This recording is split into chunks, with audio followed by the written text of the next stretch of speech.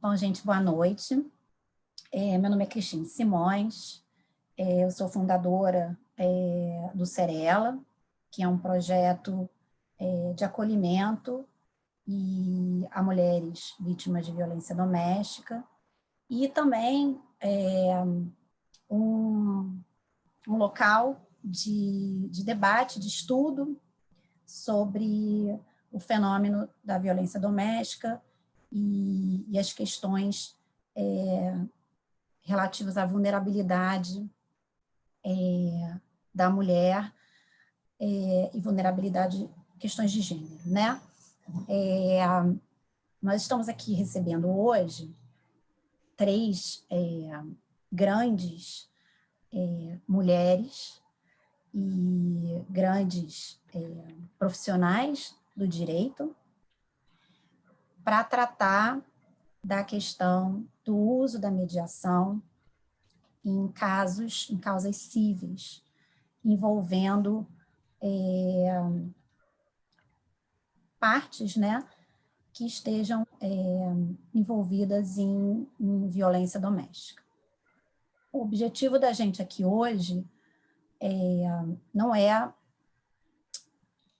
sair do nosso evento com uma definição de se a mediação deve ou não ser adotada em casos envolvendo violência doméstica, mas o que a gente está querendo estabelecer é um debate, problematizar o tema, tratar dos pontos sensíveis e tentar construir juntas um caminho em prol de um sistema que seja, ao mesmo tempo, eficiente, mas também justo e que defenda ou que proteja os direitos fundamentais das mulheres. Então, a gente recebe aqui hoje, que são as nossas debatedoras. Primeiro, a professora Leila Bastet, uma referência nessa luta feminista, uma grande advogada e uma grande acadêmica. A professora Leila é professora emérita da Emerge, é cofundadora do CEP, membro do Comitê de Monitoramento da OEA para o cumprimento da Convenção de Belém do Pará, e uma grande amiga do nosso projeto, uma referência para a gente, e a gente tem assim, uma honra enorme de tê-la aqui, de ter o apoio de uma pessoa assim, tão brilhante nesse painel. Estamos recebendo também a Aylin Marrenco. A Aylin é promotora de justiça, mestre em Direito Constitucional pela Universidade de Lisboa. A Aylin é especialista em mediação familiar pela PUC e é também uma estudiosa, enfim, uma referência também nas questões de gênero. Então, Aylin, eu queria agradecer muito por você ter aceitado o nosso convite. Você enriquece muito esse painel e a gente estou muito ansiosa para ouvir você falar.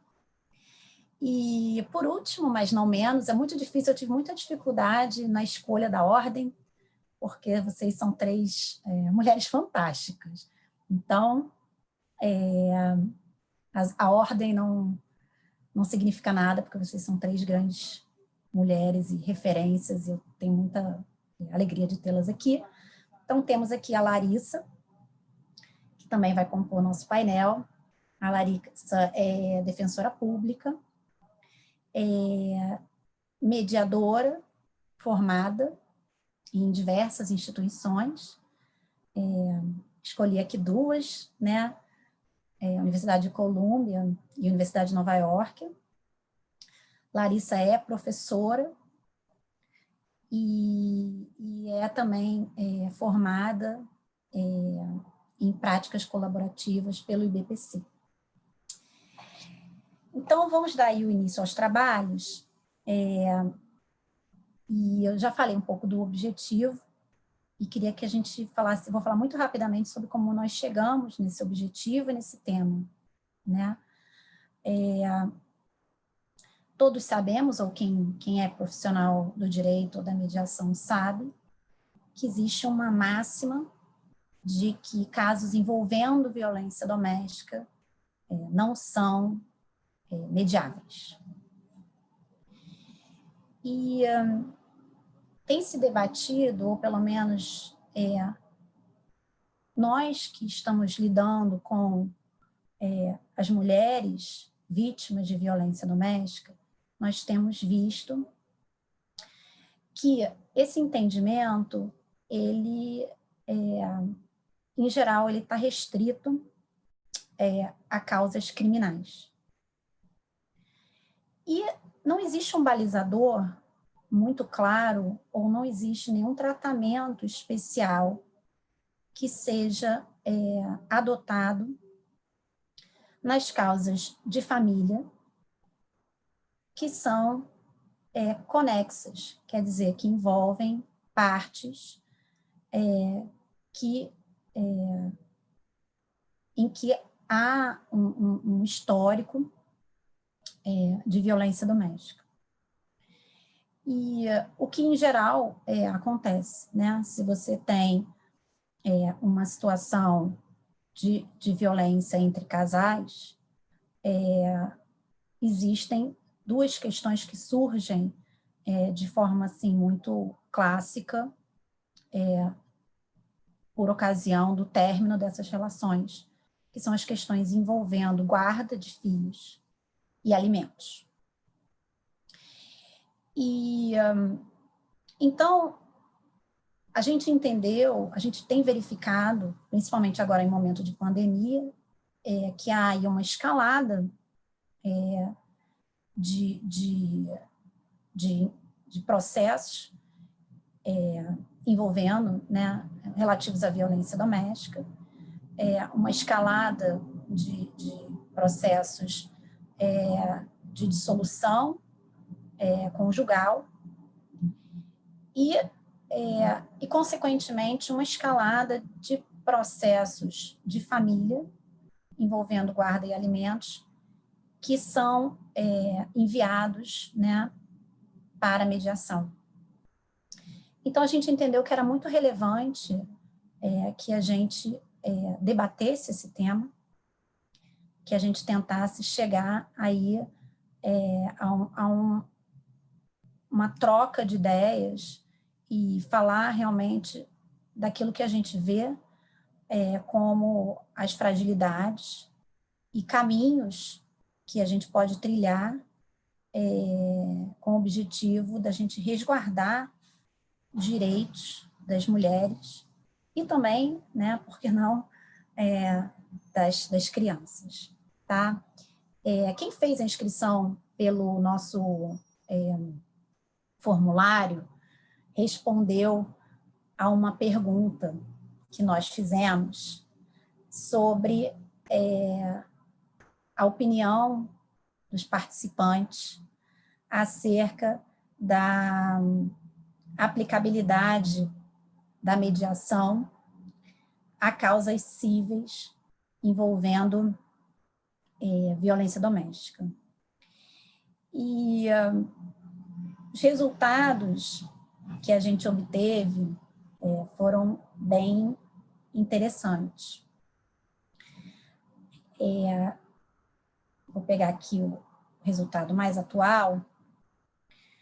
60% dos inscritos nesse evento respondeu que é a favor do uso da mediação em causas cíveis envolvendo violência doméstica. 25,7% das pessoas inscritas nesse evento respondeu talvez. Então, talvez seja em cima desse talvez que a gente vá atuar e talvez conversar também sobre o sim. E 13,5% apenas das pessoas inscritas até o momento se posicionou contra a adoção da mediação em causas envolvendo violência doméstica. Então, tendo dito isso, eu vou passar a fala para Larissa Davidovich.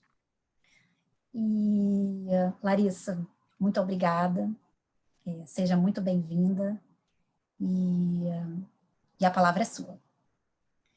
Muito obrigada, Cristine, boa noite a todos e a todas, é uma alegria estar aqui. Eu fui a última a ser apresentada por você, mas sou a primeira a falar, tá vendo como é que você está bem? Está bem mediadora? Está bem equilibrada? Se bem que eu não sei se isso é uma vantagem ou não. Eu vou acreditar como uma vantagem, porque aí essa responsabilidade sai, depois que eu falo, eu fico só aprendendo com a professora Leila e com a Aileen, e com esse debate riquíssimo que eu acredito que a gente vai ter essa noite. Antes de começar, eu queria agradecer imensamente a esse convite da Cerela, que chegou para mim através da querida Renata. E quando ela me mandou a mensagem, eu disse sim, de imediato. Depois eu cheguei a ter momentos de arrependimento, quando eu fui me debruçar efetivamente sobre o tema, mas eu queria agradecer demais, Cristine, e a você e a Kátia. Parabéns por esse projeto, que eu quero que todo mundo conheça, siga nas redes, se voluntarie, assim, se aproprie desse projeto, que é belíssimo e tão necessário. Então, assim, aceitei o convite tão desafiador, porque acredito ser absolutamente necessário e, assim, é que a gente se debruce sobre esse tema, que, confesso, não é um tema dentro da mediação dos mais tranquilos, né? Pelo contrário, existem muitas questões, muitas reflexões, um pouco polêmico, eu diria assim, dentro, inclusive, do meio da mediação. Né? Mas, então, assim, mais ainda necessário que a gente esteja aqui nessa noite com pessoas tão incríveis. Eu, antes de começar, eu já vou dizer que sinto se eu vou decepcionar, mas eu vou trazer mais perguntas do que respostas, mais dúvidas do que certezas, porque eu acredito que é um caminho, o caminho é sempre o da busca, né? O da reflexão, o do aprendizado.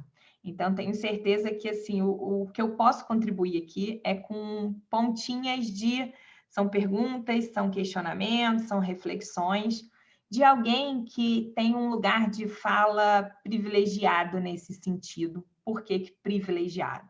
Né?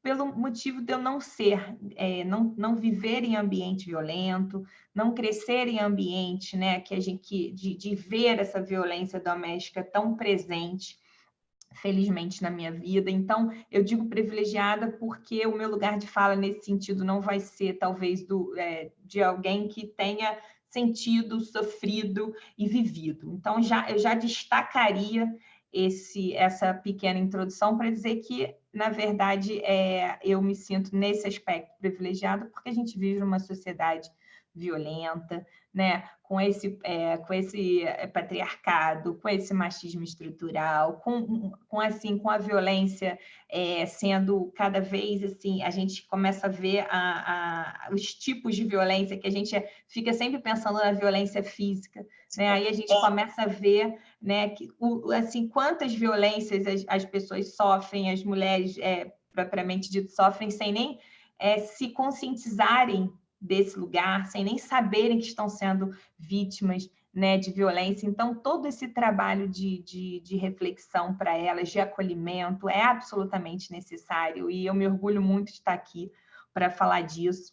apesar de não ter vivido e não viver isso na pele e fazer essa ressalva, eu, como defensora pública, né, queria falar para todo mundo que eu vivo há anos no direito de família, né, e com isso, infelizmente, apesar de não viver isso pessoalmente, profissionalmente eu vejo de muito perto, né, os efeitos da violência, o quanto isso está presente nas relações familiares, infelizmente, de maneira muito consolidada, de uma maneira muito intensa, né? Então, mesmo que elas não saibam, sabe? Então, assim, eu vivo o dia a dia das minhas assistidas, das famílias, das questões envolvendo disputas de guarda, alienação parental, tudo isso chega para mim todos os dias.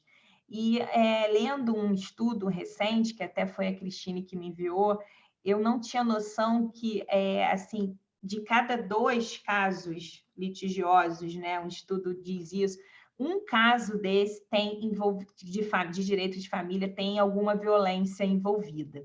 Então, assim, a gente precisa entender que quando a gente está falando de mediação familiar, né, e aí eu vou começar a tentar falar disso, do que eu penso sobre isso, a gente está falando de violência, né? Então, não são casos excepcionais, não são casos pontuais, né? Então, quando a gente se propõe ou quando a gente está numa mesa de mediação familiar, né, mais do que nunca é preciso estar muito atento a tudo que está em volta, porque, como eu disse, como as pessoas que estudam o tema dizem sempre, repetem, muitas vezes, nem sempre e quase nunca, essa vítima, né, essa pessoa que sofre essa violência, vai se autodenominar como vítima, vai levantar sua voz e dizer que é vítima, vai ter esse espaço e essa voz, né? Então, por isso e para isso, a gente precisa estar com os olhos bem abertos para esse tema, sobretudo nós. E aí eu me incluo,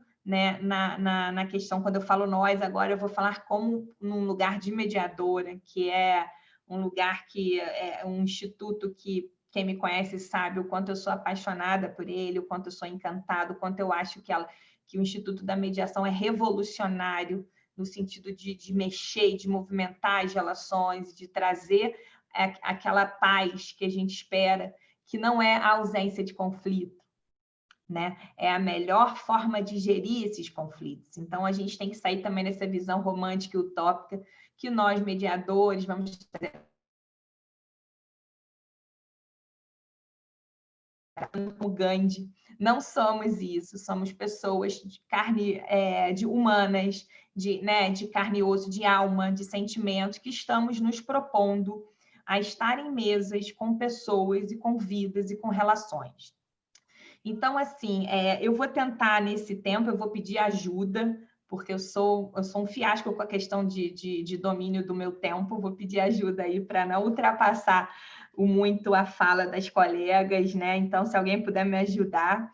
Nem vou usar a prerrogativa de defensora que tem prazo em dobro, não vou usar os 40 minutos. Vamos tentar, dentro do meu prazo, falar aí o que eu trouxe para vocês. Então, assim, eu tentei pensar em 2 momentos assim da minha fala, né? 2 grandes blocos. Primeira pergunta é essa que já está nesse formulário e que a gente precisa se fazer, né? É possível que a mediação trate de relações que envolvam a violência doméstica? Esse instituto seria aplicável para isso, né? E o segundo momento é como? De que forma? Quais são as peculiaridades, quais são os desafios, quais são os obstáculos, quais são as necessidades que a gente precisa trabalhar dentro desse aspecto, desse espaço, para que isso aconteça de uma forma segura, de uma forma apropriada e confortável, né? Então, diante de tantas formações como a Cris generosamente me apresentou, realmente eu me considero uma mediadora em formação. É importante que se diga que realmente eu não me sinto nunca, eu espero não me sentir nunca pronta e totalmente apta, porque talvez de todos os desafios da minha vida, a ser mediadora, talvez eu coloque como talvez em primeiro lugar, por conta de tanta dificuldade, de tantos desafios que são apresentados ao mediador.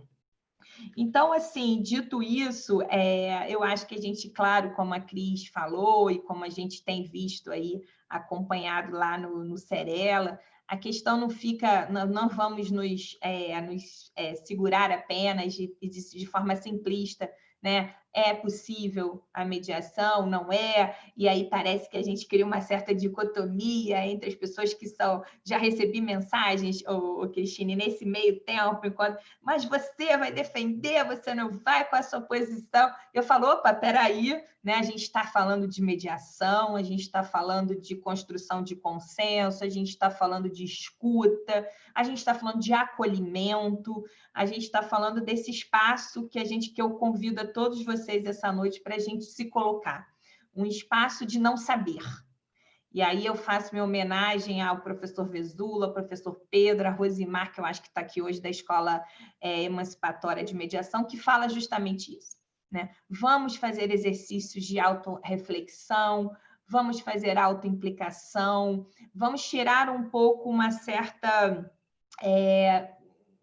arrogância no sentido de que a gente sabe, que a gente é capaz, que a gente pode fazer qualquer coisa, porque a realidade que se coloca, para mim, a mediação é um procedimento, é um processo artesanal, assim, no sentido de que cada caso é um caso, a cada mediação a gente aprende, a gente sai diferente, né? A gente está diferente. Então, vamos tentar trabalhar com esses conceitos para que a gente chegue aí no lugarzinho que eu estava tentando trazer vocês nessa conversa. Então, assim, se vocês estão curiosos para saber como eu responderia o formulário, se vocês que me perguntaram o que eu acredito, eu vou matar essa curiosidade logo, vou dizer para vocês que eu acredito que sim, né? Eu acredito que isso vem muito com uma maturidade, sabe? Com o tempo, com um pouco de apropriação dos institutos da mediação emancipatória, no sentido de ampliar bastante a minha mente de mediador, o meu coração e a minha alma, né? Estar aberto para receber e falar para vocês que eu vejo a mediação não como a gente, como um mediador trabalhando conflitos, né? A gente tem muito essa visão de que a gente vai trabalhar conflitos, mas vamos pensar de maneira que a gente possa dizer que a gente vai trabalhar com pessoas, com relações, com sentimentos, com relacionamentos.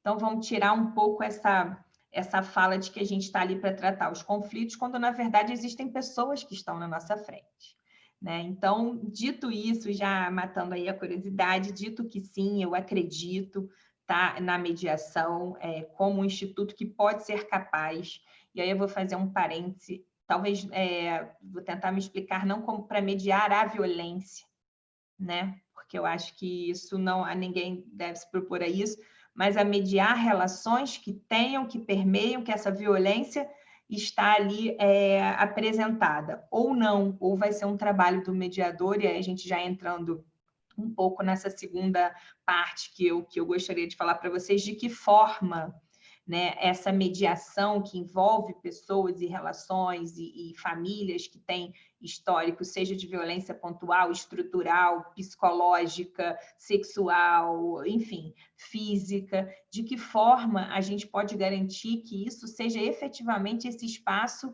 que a gente quer que a mediação seja, porque eu tenho certeza que se eu perguntar para todos os mediadores, 100% deles vão dizer que é um espaço confortável, que quer fazer o acolhimento. Então, assim, essas intenções todas estão dentro da gente. Nós que somos mediadores, que acreditamos neste... Agora, será que uma mediação que envolve uma relação violenta, famílias que vêm, mulheres muitas vezes sem voz, que estão, assim, no limite da sua exaustão, porque na medida em que elas... em famílias que existem essa violência, quando ela se propõe, e aí está no estudo também dizendo isso, quando o momento que ela está mais suscetível, talvez, e vulnerável para sofrer essa violência, é quando ela decide se separar fisicamente, se separar judicialmente, correr atrás daquela pensão, correr atrás da partilha daquele imóvel. Então, é um momento que a vulnerabilidade dela, ela explode, né? Então, esse é o momento que essas pessoas chegam até nós, né? Então, eu, como defensora, sinto que é um momento de pedido de desespero, de socorro, né? Para mim, quando elas vêm no Poder Judiciário, a chance que elas têm de alguém, por favor, decida isso, eu só preciso me livrar. Já presenciei várias mulheres dizendo, doutora, isso como defensora, eu não quero nada, eu não quero nem nada, eu quero a minha roupa, os meus filhos, eu quero sair dessa situação, né? E isso não acontece, isso não é raro de acontecer, né? Isso acontece com frequência, porque eu acho que é um grito que está preso e que elas chegam até mim e dizem, por favor, se você, eu só preciso ter a guarda das crianças e o resto eu vou correr atrás, vou pedir ajuda, enfim, porque elas também sabem que toda vez que talvez elas tenham sentido essa dificuldade de tratar de alimentos, de partilha, sobretudo partilha, o quanto isso também pode deixar o seu ex-companheiro, seu ex-marido mais violento. Agora, trazendo, né, voltando aqui à nossa temática da mediação, eu acredito que ela é possível desde que, né? Então, assim, a gente precisa, isso precisa estar acompanhado de uma série para mim, de diretrizes, de cuidados, de protocolos, de uma atenção especial, né? Que a literatura internacional, que a literatura nacional traz com muita propriedade. Tem muitas sugestões de que forma a gente pode fazer com que isso seja um ambiente confortável, de que forma esse mediador que está se propondo a trabalhar com questões familiares, e aí eu digo, questões de violência nessas famílias, de que forma isso pode fazer com que essa pessoa seja acolhida, né? Com que as pessoas sejam acolhidas, mas como trabalhar, entre aspas, um pouco essa relação dessa violência. Né? Então, aí eu vou trazer um pouco aqui, puxando aqui um pouco para o lado, né, da escola. Não sei se todo mundo aqui, acredito que tenham pessoas de várias profissões, mas são muitas as escolas de mediação, são muitas as formas de se trabalhar, são muitas as diversificações dentro da mediação. E existe uma escola, né, que é aquela que eu tento fazer, me filiar, porque eu me comungo muito das diretrizes, dos pensamentos, que é trabalhar a autodeterminação dessas pessoas. Né? É uma escola que busca, na verdade, não trazer, né, de maneira nenhuma nada pronto, né? Aquela receita do bolo que as pessoas que vão à mediação esperam, porque é isso que elas normalmente esperam, seja do mediador, seja de alguém que está lá no Poder Judiciário, elas querem assim, resolve o meu problema, né? Eu não consigo, eu tô cansada. E aí é justamente nesse espaço que a gente entra com a mediação para dizer, opa, peraí, né? Você precisa tomar as rédeas da sua vida, né? De alguma maneira se apropriar da sua vida e entender que ela é a sua vida, né? E ninguém melhor do que você para trazer realmente aquilo que você está procurando. O conceito de justiça é absolutamente subjetivo, assim como a ética que a gente espera das pessoas. Então, assim, quando eu digo o conceito de justiça é subjetivo, porque, na verdade, é isso, né? Esse sentimento, quando alguém decide algo por nós e a gente coloca isso na mão de um terceiro, a gente vai se submeter a ele. A gente estaria sujeito a uma decisão que muitas vezes vai trazer um sentimento de injustiça para ambas as pessoas que estão envolvidas ali. Então, tem a mediação esse viés de trazer justamente esse diferencial que é autodeterminação, que as pessoas se emancipem, que cada vez mais elas não dependam mais de nenhum apoio, de nenhum suporte, de nenhuma mediação.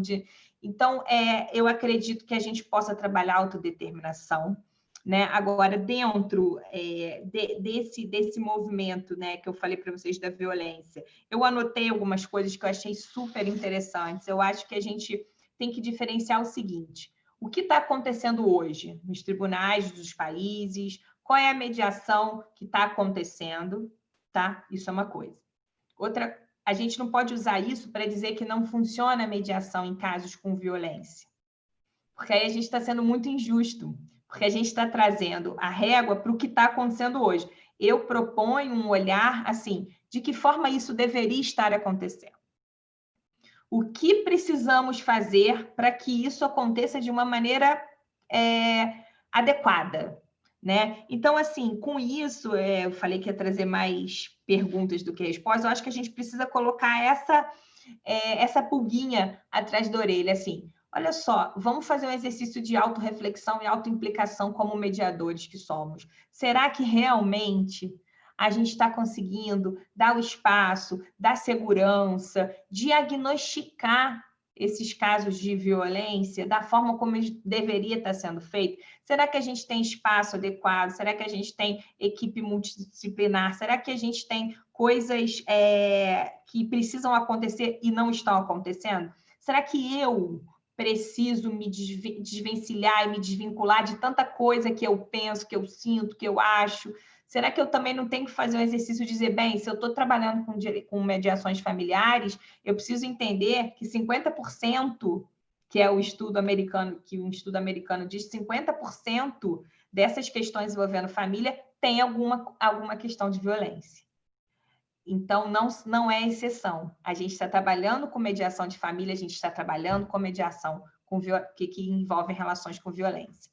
Então, assim, será que a gente... Então, assim, eu elenquei várias coisas que eu acho que a gente pode, entre aspas, até incorporar da literatura internacional, olhar, abrir os olhos para isso, estudar, sabe? A gente fala, olha, opa, eu não me sinto confortável para mediar casos com violência doméstica sem ter, por exemplo, uma sala de espera separada para aquela mulher que chega tão acuada, sem ter condições de fazer, por exemplo, um caucus, né, uma reunião privada com ela, com as pessoas, sem que ela tenha um apoio até policial mesmo, uma logística, né, de segurança para quando ela sair dali. Será que eles vão se encontrar no corredor do fórum? Aquela mulher que nem seja aquela que falou que está sendo vítima de violência, porque essa é a exceção da exceção mesmo, né? Agora, será que a gente tem protocolos, a gente tem diretrizes aqui no Brasil que façam com que esse instituto seja um instituto que esteja sendo utilizado da maneira como a gente gostaria? São essas questões que eu acho que a gente precisa pensar, refletir muito. Agora, para não dizer também que eu só estou jogando aqui perguntas e também não estou trazendo nada, eu estou só fazendo questionamentos e instigando vocês, de tudo que eu vi, que eu li, eu acho que existem várias medidas que podem ser tomadas, que começam desde o treinamento, né, dos mediadores, para que eles conheçam as questões de gênero, né, as questões, essas violências que são silenciosas, né, essas violências que são sutis, né? Essa violência psicológica, essa questão ali que você vê, às vezes, numa alienação parental, esse desbalanço do poder, quando a gente identifica que tem um desbalanço do poder, de que forma a gente vai trabalhar com essas questões. Eu acho que o mediador tem essas ferramentas, essas habilidades, ele precisa ter, na verdade, ele teria que ter, e eu acho que a gente precisa começar desde o treinamento, né? Desde a capacitação, porque eu acho que a gente pouco se fala disso, né? Ou menos do que a gente gostaria que se falasse, né? Então, eu acredito que começa no treinamento, depois existem questões assim que poderiam ser facilmente, talvez, feitas, questões de logística, questões pequenas, mas que a gente não implementou ainda aqui. Mas, acima de tudo, e principalmente, eu acredito muito no Instituto da Pré-Mediação. Tá? Eu acredito no Instituto da Pré-Mediação, e isso, claro, que eu devo muito aos cursos do IMAP, mas eu acredito na pré-mediação como um ambiente, um espaço de entre aspas, de um lugar que você possa diagnosticar isso com mais clareza. Né? E como é que seria essa pré-mediação? A gente pode fazer uma pré-mediação de forma individual, e aí sim é um espaço que existem perguntinhas e coisas que o mediador pode aprender a fazer quando se identifica, né, de alguma maneira, ou quando passa alguma questão ali que pode permear uma relação violenta. Por exemplo, quando vocês discutem, né, como é que é normalmente essa discussão? Tem alguém que sempre ganha essa discussão? Estou dando exemplos aqui. Ele fala alto, você já precisou chamar um vizinho, os seus filhos, eles assistem, eles ouvem essas discussões de vocês. Você tem alguém que, se você precisar um dia, você pode se socorrer, alguma rede de apoio, você já precisou sair de casa.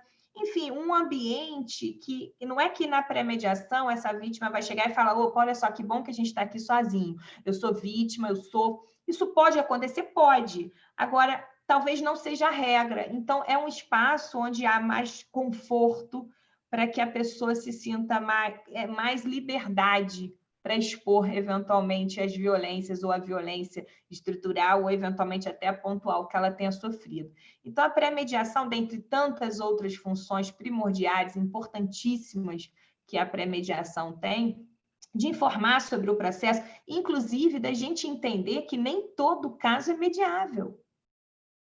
Porque a gente tem também e aí eu falo por mim, né? A gente acha que tudo, que a mediação e aí eu fico muito confortável para falar, porque eu efetivamente amo a mediação. Isso é uma coisa que entrou na minha vida, assim, e me transformou, mas eu preciso ter uma consciência de que não é para tudo e nem para todos. Né? Então, essa pré-mediação vai fazer com que, inclusive, a gente saiba, e a própria pessoa saiba, que aquele espaço que não é o espaço que ela está esperando, desejando, ou que, enfim, que não vai dar certo, porque a gente precisa da colaboração das pessoas, a gente precisa da boa-fé, tudo isso tem que estar permeando uma mediação. Então, assim, eu acho que a gente precisa trabalhar, incentivar, priorizar o Instituto da Pré-Mediação como um espaço para isso, também para isso, para diagnosticar se é mediável, se não é, se o caso tem violência doméstica, se tem algo que aquela mulher ou que aquela pessoa, não é só mulher, né? Aí eu já estou trazendo para uma questão até mais ampla, tem alguma coisa ali que talvez esteja nos mostrando que não é o caso de seguir adiante, não vai ser seguro, por exemplo. Né? Então, acho que a gente precisa trabalhar, por exemplo, se as pessoas, eu li também, assim, eu estava vendo sobre isso, que as pessoas podem não querer falar, mas de repente se tem um formulário, se tem um questionário, se tem algum lugar ali que ela não precise falar, porque, né, as pessoas às vezes têm essa dificuldade, ok, então você preenche aqui para mim e eu vou trabalhar com isso. Né? A gente trabalhar as diretrizes, os protocolos, né? E eu acho que, acima de tudo, a gente também entender, olhar para dentro, nós como mediadores, e fazer um exercício de autorreflexão e de autocrítica, sabe? É isso que eu queria convidar todos nós aqui que lutamos e que estamos aí querendo que a mediação ocupe esse espaço tão rico que é dela, mas a gente precisa, sim, trabalhar isso dentro de nós, né? A gente, como multiplicadores e formadores de mediadores, a gente precisa falar mais sobre isso, né? A gente precisa ter sempre alguma coisa que nos diga, bem, peraí, trazer como é que isso está ressoando dentro de mim, inclusive se alguém, aí entra também na questão da ética dos mediadores, né? Se esse é um assunto que me mobiliza tanto a ponto, será que não está impactando também aquela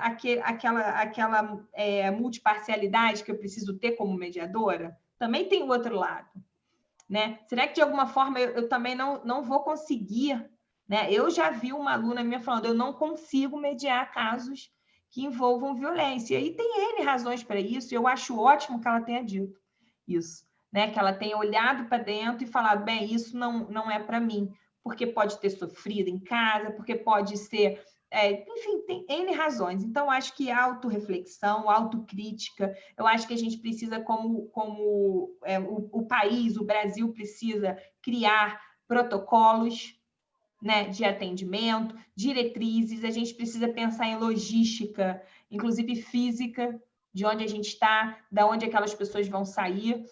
Numa cidade pequena, sai dali, às vezes pega o mesmo ônibus para voltar para casa, às vezes dormem em casa, ainda estão dormindo na mesma casa, porque quando entra uma questão econômica, eu sinto muito isso na defensoria, tem uma dificuldade muito grande por conta desse poderio econômico que muitas vezes faz com que as mulheres também se submetam a esse tipo de... uma violência, né? É um desbalance de poder. Então, as violências são, infelizmente, elas vêm desde a física, da sexual, como eu falei, mas tem uma violência que eu vejo muito nas relações familiares, que são essas pequenas ameaças, né? São essas questões de, você vai para a justiça, vai me prejudicar, então você não vai nunca mais ver seus filhos. Então, assim, usam as crianças, né? Tem umas armadilhas que acontecem, e a gente, como mediador, não pode se colocar, eu pelo menos penso assim, num lugar de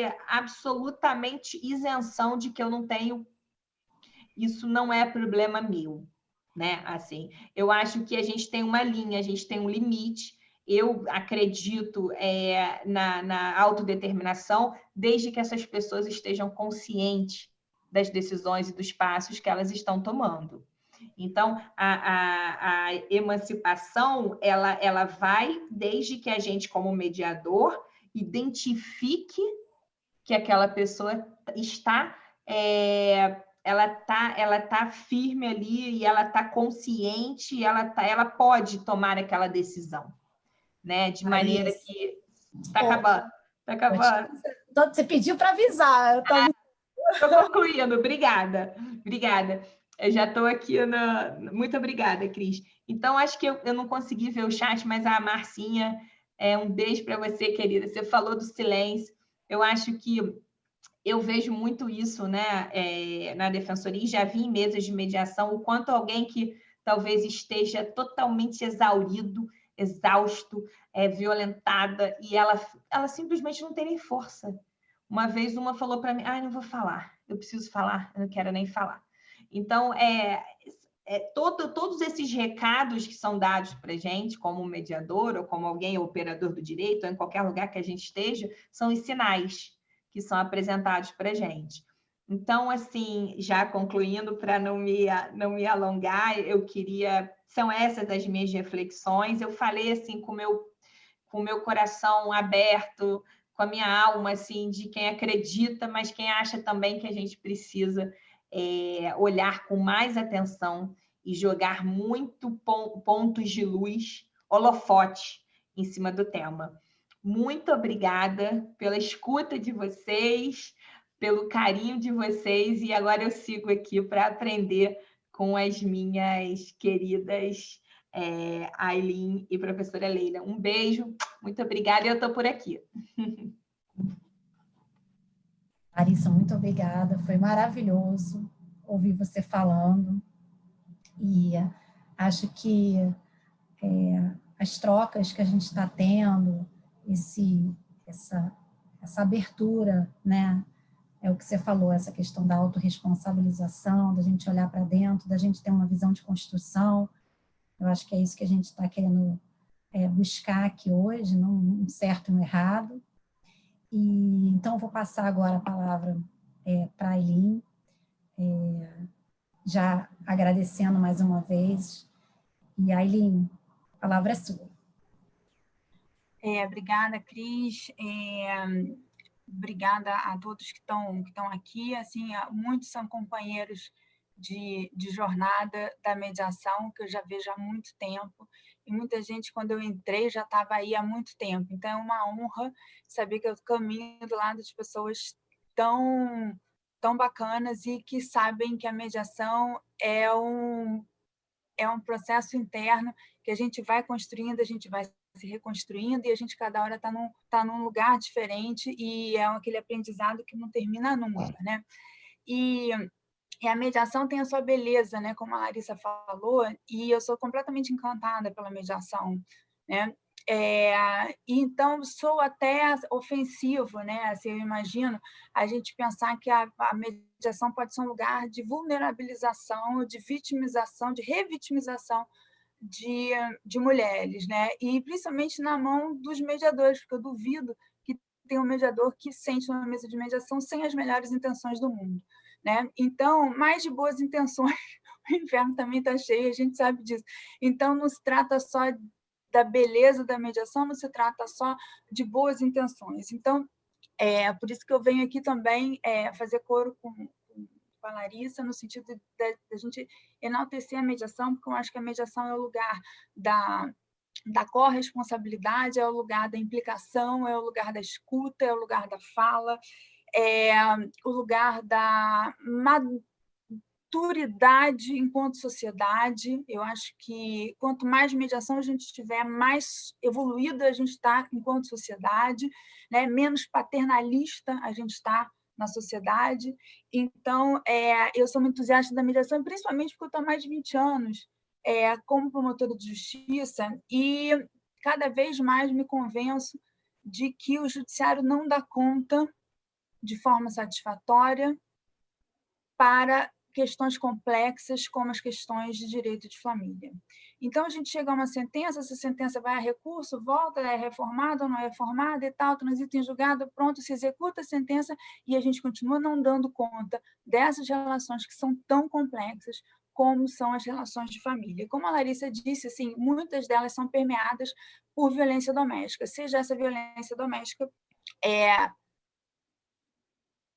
externada ou não, né? Então, o que a gente vê e o que eu vejo muitas vezes na minha atividade profissional e na minha atividade pessoal, porque eu tenho particularmente, infelizmente, o caso de pessoas queridas e conhecidas que sequer se percebem dentro de um relacionamento abusivo. Então, de tão sutil que é a violência contra a mulher, né? Então,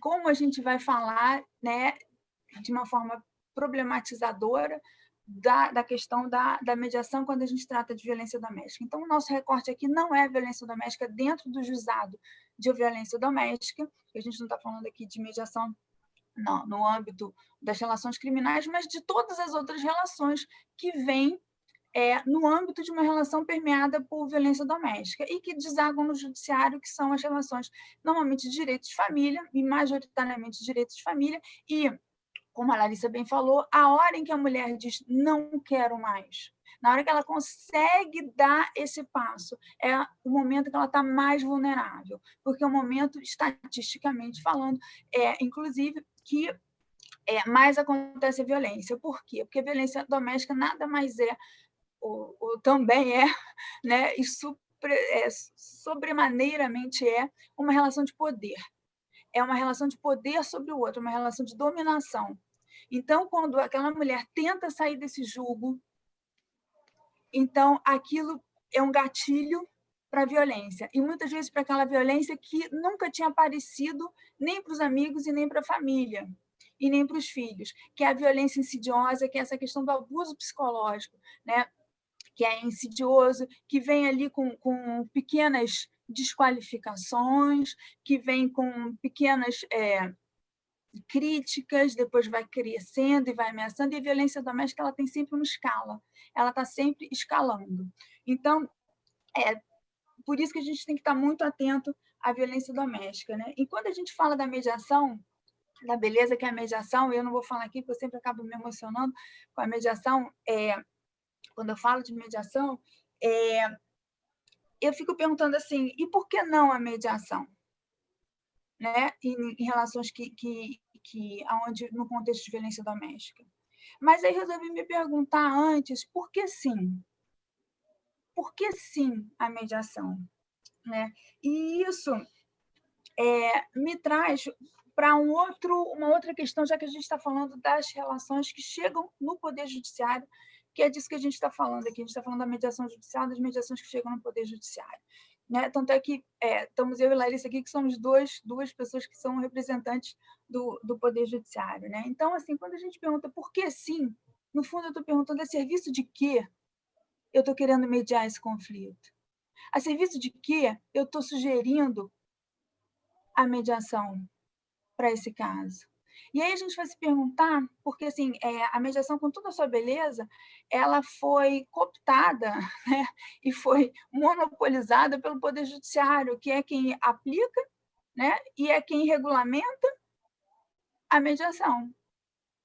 Então, quando a gente está falando da mediação no Poder Judiciário, a gente está falando, e o Poder Judiciário, desde sempre, é um sistema de controle de pessoas. Ah, é para fazer justiça? Pode ser que faça, pode ser que não faça. A gente tinha que perguntar para as pessoas que saem lá da minha sala de audiência, né? Mas, como essa pesquisa não é feita, a gente fica com aquilo que a gente tem. É um sistema de controle de pessoas e de comportamentos. Então, a gente tem que começar a se perguntar, e conversando com Larissa recentemente, a gente estava falando assim, mediação judicial é quase que uma contradição em termos, né? É quase que uma contradição em termos. Então, a serviço do que a gente está fazendo mediação? Por que esses casos estão sendo encaminhados para mediação? É para reduzir o acervo? É para acelerar decisões? É para a gente conseguir acordos, porque, teoricamente, a gente tem a crença de que um acordo é melhor do que uma sentença? É para isso que a gente está fazendo? Porque se a lógica é uma lógica utilitarista, se é uma lógica funcional, aí a gente vai estar falando de métricas de sucesso, e um bom mediador vai ser aquele mediador que fizer muitos acordos. E uma boa mediação é aquela que acaba rápido, né? Então, é para isso que a gente está fazendo mediação? É para isso que a gente está encaminhando os casos para mediação? Porque me parece que seja. Não nós aqui, especificamente, eu não quero que isso ferir nenhuma suscetibilidade, mas quando a gente está numa lógica cuja métrica é quantitativa e não qualitativa, a gente começa a se perguntar se faz sentido isso para relações tão complexas como são as relações de família. E já começa pela técnica que o tribunal usa enquanto método de formação de formadores, que a técnica é a linha da mediação linear de Harvard, que é uma linha de negociação, aonde a gente está lidando no conflito, o foco é no problema, é no conflito, não é nas pessoas. Então, quando a gente está falando de relação de família, a gente está... o problema ele vai aparecer, aliás, vão aparecer vários, mas o foco tem que ser as pessoas e a relação que une essas pessoas. E eu acho muito difícil a gente, em um encontro, com uma pessoa sentada do lado da outra, a gente dar conta disso de uma forma satisfatória. Isso sem falar em violência doméstica, porque se a gente for falar em violência doméstica, tem toda essa questão da autonomia da vontade, da vulnerabilidade que Larissa falou. Então, para que a gente está fazendo isso? A título de que a gente está fazendo isso? Né? A gente vai... então, como é que a gente vai fazer? O tribunal vai continuar formando em 40 horas? 60 horas? A gente vai continuar mediando sem um mentor? A gente vira sênior só por uma questão de horas? A gente vai continuar com uma supervisão cujo supervisor não está dentro da sala de mediação? Então, assim, a supervisão é feita por aquilo que o mediador resolve contar para o supervisor que aconteceu, porque a mediação é sigilosa? Então, assim, são dessas coisas que a gente tem que olhar também. Então, a gente tem que olhar para a mediação enquanto processo, enquanto método, né, de resolução de conflitos. E a gente tem que olhar dentro de um guarda-chuva que é muito maior, porque a mediação não é o único método autocompositivo, né? E a gente se prende, o Sejusc se prende a esse único método. E quando a gente fala de violência doméstica, e se o mediador, como Larissa disse, se a gente adaptar a mediação para ter esse olhar e tudo, se o mediador detecta a violência ou a suspeita de violência doméstica, o que o mediador faz? Ele tem que pegar e interromper a mediação porque teve notícia de crime, e aí notícia de crime vai lá, bate na minha porta, que eu sou promotora de justiça, para encaminhar para a delegacia. É essa a super solução que a gente tem para dar? Ou a gente vai encerrar a mediação? Olha, não, infelizmente, hoje eu perdi a vontade de mediar. Qual é a solução que a gente dá? O Sejusc ele devia ser multiportas. Ele devia ser como são algumas casas da família. Ah, tem violência doméstica? Então, olha, estamos encerrando aqui a nossa banquinha e vamos encaminhar vocês para este tipo de práticas restaurativas. E um bom mediador, ele está atento à violência doméstica da mulher, mas ele também está atento em acolher esse agressor. Porque esse agressor também precisa desconstruir a ideia de que ele tem direito sobre essa mulher. Então, esse agressor, ele também precisa ser cuidado. E não é para passar a mão na cabeça, não. Ele precisa ser olhado, ele precisa ser cuidado, para que ele desconstrua dentro dele a ideia dessa cultura patriarcal que nos domina, que é subliminar, que ela atravessa todas as nossas relações, todas elas, todas elas. E desconstruir isso dentro dele para que ele possa se dar conta de que ele não tem o direito de, porque todo agressor se acha no direito de agredir, de humilhar, de ameaçar, de abusar, de violentar. Então, se essa mulher precisa ser protegida, esse homem precisa ser desconstruído. E a gente precisa que o Sejusc pense nisso. E não só num acordo, seja lá de que natureza for, seja de alimento, seja de guarda, seja de visitação, né? Do que for. Para quê? Para acabar com o processo. Então, a gente precisa levar a mediação a sério. Da mesma forma que a gente precisa levar a violência doméstica a sério.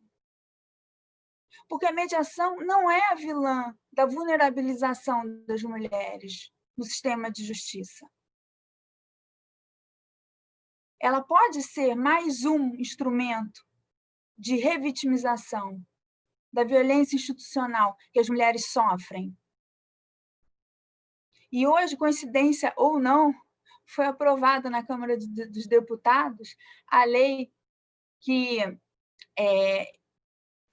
criminaliza a vitimização institucional. Por quê? E aqui eu já até me perdi naquilo que eu tinha preparado para falar. Eu sou assim, eu também nunca consegui fazer um júri não seguindo um script. Mas, enfim, porque o judiciário e todos os operadores do direito, que eu estou falando aqui, que precisa ser feito, que precisa olhar, que precisa levar a sério, e que a gente precisa treinar, a gente precisa capacitar em gênero, em violência doméstica e em mediação, não só os mediadores, mas aqueles que vão derivar o processo para mediação, porque o mediador não vai lá e fala, hoje eu quero mediar, deixa eu pegar isso aqui. Aquilo é derivado por um juiz, é derivado por um promotor, se não é uma aplicação automática, pura e simples, do Código de Processo Civil, que diz que os casos é uma etapa do processo à mediação. Então, a gente precisa começar a levar a mediação a sério, porque a mediação ela é excelente, mas a gente precisa capacitar todos aqueles que trabalham com a mediação, e não só os mediadores. Eu diria que os operadores do direito, todos eles capacitar em mediação, para eles saberem para onde é que você está mandando, até porque você está mandando para quê? O que vai acontecer lá? É um cheque em branco? Porque se for só para ter um acordo, ok. Mas é um cheque em branco, você está realmente preocupado com aquilo que você está construindo, co-construindo. Né? Então, a gente tem casos, mediação é cabível em casos de violência contra a mulher? Sim. Eu não fecho a porta. Eu fecho a porta, eu vou parafrasear aqui a professora queridíssima Marinês Soares, que ela fala de casos de violência e casos com violência. Casos com violência seriam casos onde a violência é episódica. E casos de violência onde existe onde a relação está estruturada numa relação de dominação, de controle daquele homem naquela mulher. E essa relação ela é naturalizada pela nossa sociedade, ela é, quando não é incentivada pela nossa sociedade, por homens e mulheres. Porque o patriarcado ele é tão enraizado, que a gente vê mulheres revitimizando outras mulheres, inclusive no sistema de justiça. Porque o Ministério Público, o Judiciário, a Defensoria, os mediadores, os oficiais de justiça, todos os advogados, todos as pessoas que participam do sistema de justiça, eles gostam da vítima ideal. Aquela vítima que sofre agressão, sacode a poeira, dá a volta por cima, sai daquela relação e quer sair daquela relação, e carrega os filhos junto, não tem para onde ir, mas ela carrega os filhos dela e se mantém firme naquela decisão. É a vítima ideal. Essa merece proteção. Agora, a partir do momento que a vítima deixa esse lugar ideal, ou seja, que ela continua naquela casa, continua com aquele homem, seja por razões econômicas, seja porque gosta, seja porque depende emocionalmente daquela relação, seja porque às vezes sequer se percebe e se acha merecedora da violência que sofre, porque ela acha realmente que a comida dela estava salgada. Então, por uma série de razões, essa vítima deixa de ser ideal. E quantas vezes eu presenciei, quando não pratiquei, porque eu hoje não sou a mesma pessoa que eu já fui antes. Já pratiquei a violência, tipo assim, a senhora, tá, ok, há tantos anos esse processo correndo e agora a senhora diz que tropeçou e bateu com a cara na parede? Você acha que eu sou palhaça? Você acha que está todo mundo aqui? Você acha que o judiciário é barato? Então, existe muito pouca empatia com a mulher, que não é a vítima ideal, que não é aquela que sacode a poeira e dá a volta por cima. Por quê? Porque se desconhece os meandros da violência. Porque todo mundo se mede com a própria régua. Porque eu não aceito ser vítima de violência, eu acho que todo mundo basta querer que saia da situação, basta querer que denuncie, basta querer, mas minha filha, então é porque gosta. Né? Então é porque gosta. Então, é preciso a capacitação de todos os profissionais do sistema de justiça, todos, inclusive aquelas pessoas que vão dar informação na porta do fórum. Né? Então, a gente precisa olhar, eu não sei quanto tempo eu tenho, Cris, eu ia botar aqui o timer, não botei, eu estou nervosa. Mas eu acho que você pode... Segue aí mais uns 5 minutinhos, a gente passa, porque se a gente não der, se não der tempo da gente falar das perguntas, vocês já estão falando e eu estou emocionadíssima, porque eu estou achando sensacional a fala de vocês, o pessoal que está aqui também. Então só para a gente concluir, então, se a gente quer olhar, a gente tem que tratar a mediação com a seriedade que ela precisa. Ou seja, deixar para a mediação o que for mediável. Deixar para a mediação o que for mediável. E aí isso tem a ver com violência doméstica? Tem. E pode não ter. Um caso de violência isolada, ela pode ir para a mediação. Não tem problema nenhum. Agora, como é que a gente vai separar o joio do trigo? Se a equipe técnica para violência doméstica só tem no juizado de violência doméstica. Se a equipe técnica da vara de família não tem capacitação em gênero e violência doméstica via de regra. Eu já participei de vários processos que a equipe técnica, notadamente uma psicóloga, ela era completamente comprometida com o patriarcado. Completamente comprometida com o patriarcado. E é só ela? Não. São muitos. E quando a gente fala de capacitação do mediador, não é só para que ele pegue e leia num quadro ou num papel, ou num post-it, ou em qualquer lugar, o que é violência doméstica? Ah, violência doméstica é isso, é aquilo, são esses 3 tipos? Ah, então tá, então agora eu sou capacitado. Né? Então, eu sou capacitado. Não, a violência doméstica é olhar para dentro. Porque um mediador que acha, como a gente, ou uma pessoa que acha que tem que existir a lei Mário da Penha, essa pessoa está completamente precisando de luzes. Então, a gente ainda tem muito disso. Aproveita a festa de Natal, aí, as confraternizações de Natal, joga esse assuntinho, né, para a gente ver. Né? Então, assim, a gente ainda tem muito, muito disso. Né? Tem piadinha machista no grupinho de WhatsApp, rindo e tal. Tem a piada machista. Isso tudo faz parte da cultura do patriarcado, que fomenta e alimenta e viabiliza a violência dessas mulheres sofrem. Então, são essas pessoas, e somos todos nós, que somos mediadores também. Então, o mediador, ele tem que, não é que ele não vai fazer julgamentos, porque cada um de nós tem uma visão de mundo e tal, mas será que nós temos condição, nesse assunto, de suspender o nosso julgamento? Como todo mediador deve fazer? Será que esse tema ainda é tão caro para mim que eu não consigo suspender meu julgamento? E suspender meu julgamento é dizer assim, uma simples pergunta, porque o mediador ele não fala nada, ele só pergunta, né? Aí a gente fala assim, mas como é que com pergunta você pode violentar uma mulher, né?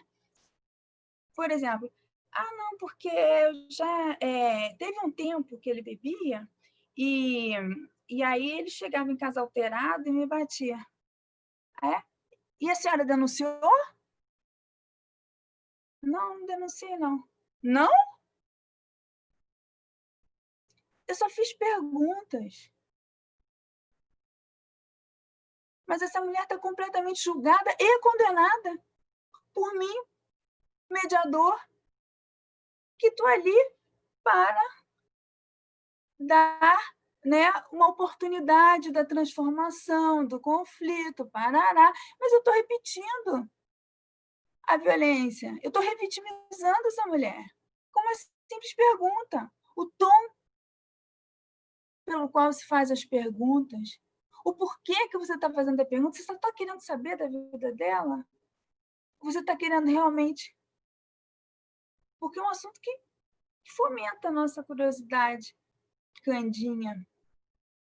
Então, é disso que eu estou problematizando. Né? Que se a mediação, se a gente está querendo levar a violência doméstica enquanto fenômeno a sério, e a gente está trazendo isso para o recorte da mediação, porque está na moda a mediação, ok, eu acho super válido, e eu acho que a gente tem que trazer mesmo. Esse debate é um debate que a gente vai ter que cortar na carne. Mas a gente vai ter que falar de violência doméstica para todo mundo que entra dentro do fórum. Porque só tem 14 anos que tem uma lei sobre esse tema. A gente ainda está engatinhando sobre isso. Leila está aqui, vai dizer para a gente as lutas. Não tem, gente, há menos de 100 anos a gente conseguiu votar e ser eleito, então a gente está engatinhando, então precisa falar muito. Só que o problema é que nosso momento, sociedade agora, é tudo para já. Você faz um curso de 40 horas, eu sou mediador. Aí você vai fazer uma capacitação, sei lá, de 4 horas de violência doméstica, eu sou especialista em violência doméstica. Né? Então, assim, o problema é a gente achar que já está pronto, a gente achar que sabe. Então, vou terminar aqui trazendo o que Larissa trouxe, a gente não sabe. E que bom que a gente não sabe, porque a gente fica com dúvida e a gente vai buscar.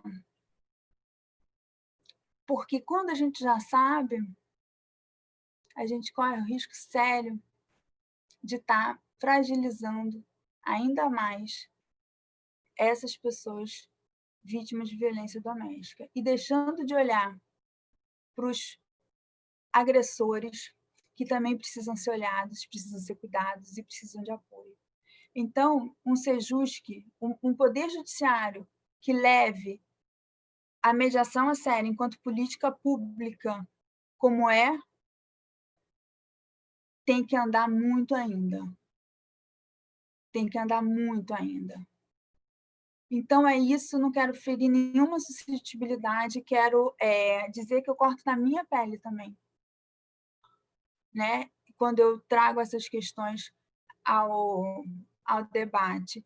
Agradeço demais, Cris, pela oportunidade, Larissa pela companhia, Leila pela honra de estar no mesmo painel, que isso, assim, não tem nem palavras, e agradeço demais pela atenção de todo mundo aqui, que se a gente sair daqui com mais dúvidas do que certezas, como disse Larissa, a gente já está num caminho muito bom.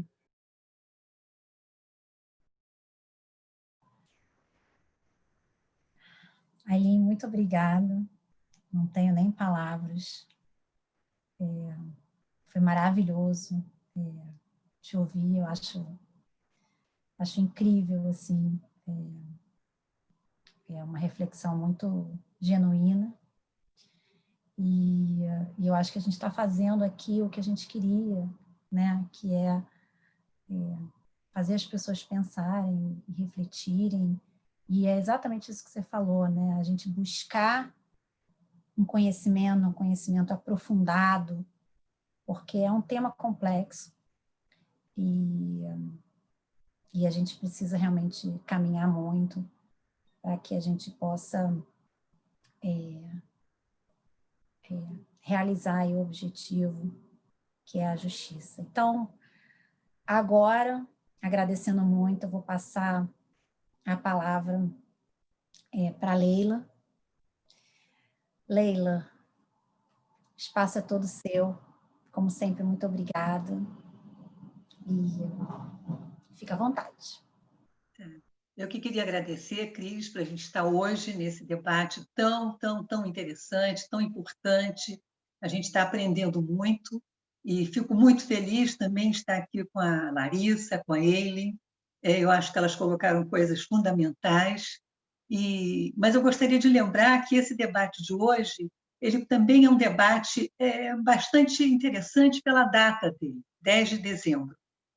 O dia 10 de dezembro é o dia que nós comemoramos o Dia Internacional dos Direitos Humanos.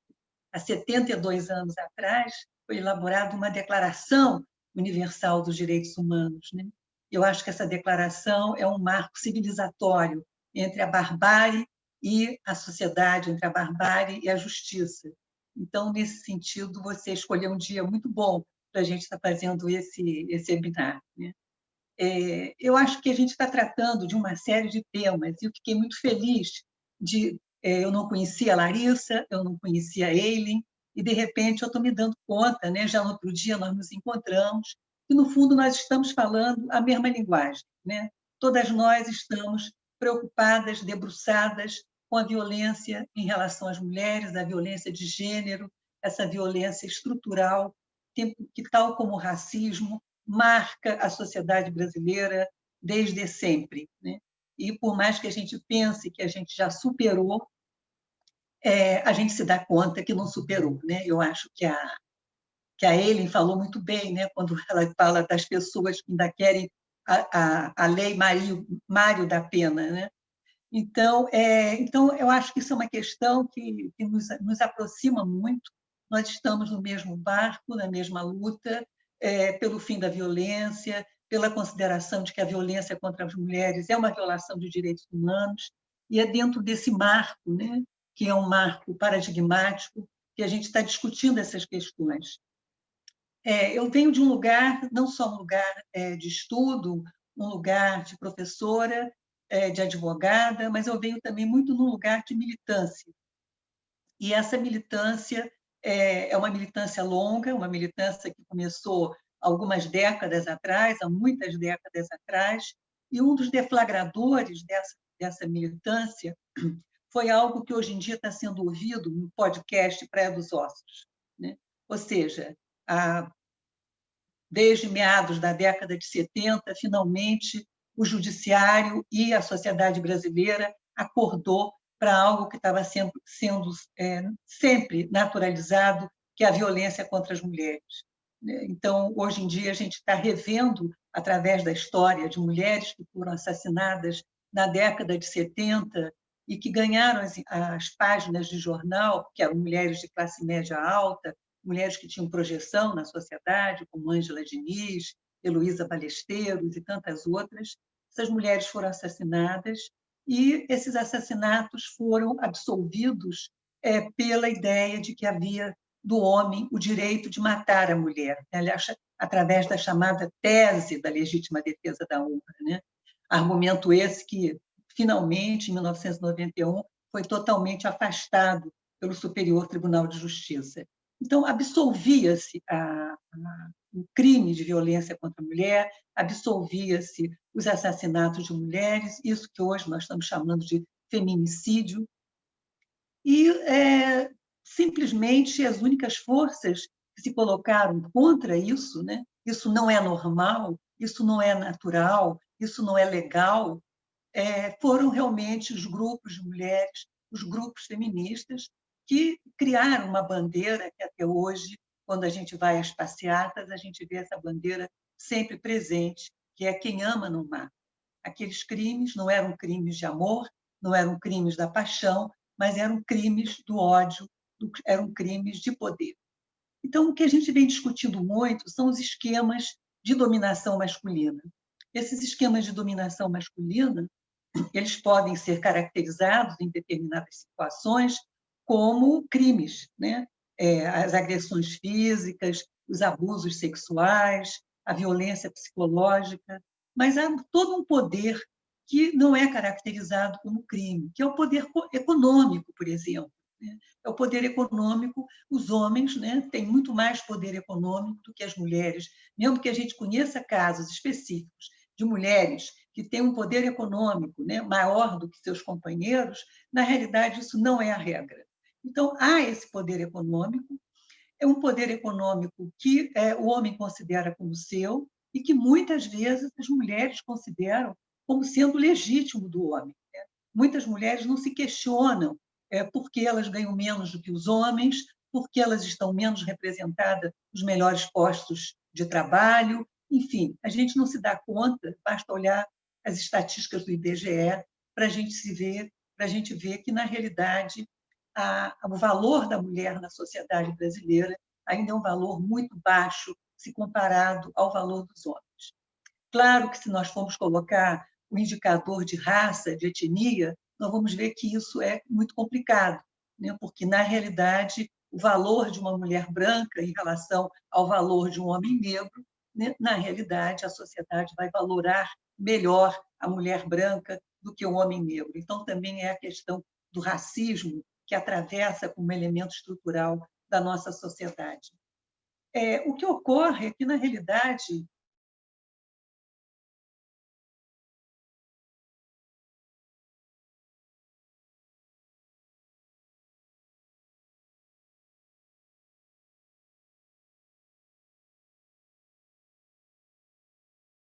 chamados crimes de violência contra as mulheres.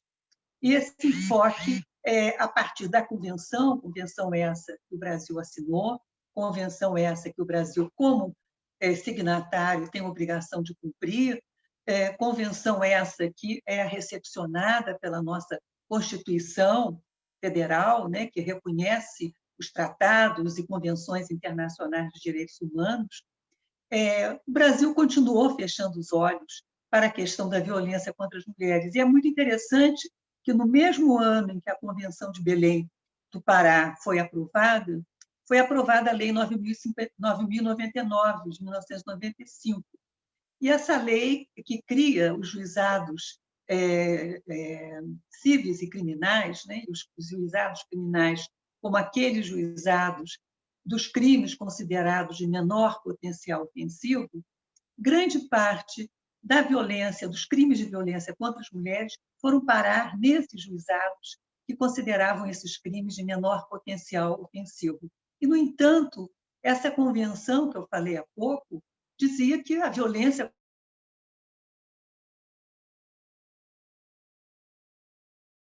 mulher é uma violação de direitos humanos, não pode ficar crimes de menor potencial ofensivo. Então, eu acho que, nesse momento, né, houve um despertar também dos movimentos de mulheres e, basicamente, de operadoras do direito, de arregaçarem as mangas e começar, então, a redigir o que se tornou a Lei Maria da Penha.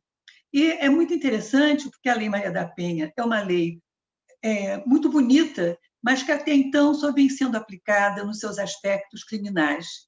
A Lei Maria da Penha é uma lei que prevê uma política integral de atenção às mulheres em situação de violência, política que passa pela questão do trabalho, da habitação, do acesso à educação, do acesso à saúde. E a Lei Maria da Penha é uma lei que tem capítulos importantíssimos sobre políticas de prevenção. Então, na realidade, o que a gente vê é que as políticas de prevenção da violência, e isso passa necessariamente pelo sistema de ensino, né?